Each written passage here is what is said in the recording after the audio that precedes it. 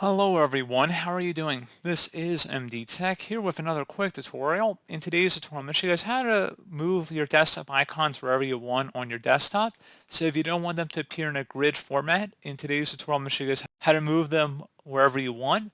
So all you have to do is right click on the desktop, select where it says View, where it says Align Icons to Grid, uncheck that, and then you can move the icons closer together if you want, just like you see it on my screen here. And if you change your mind and you want to go back to how it was, all you have to do is right click in a blank area, select View, and then check mark Align Icons to Grid. So pretty straightforward process, guys. Do hope I was able to help you out, and I do look forward to catching you all in the next tutorial. Goodbye.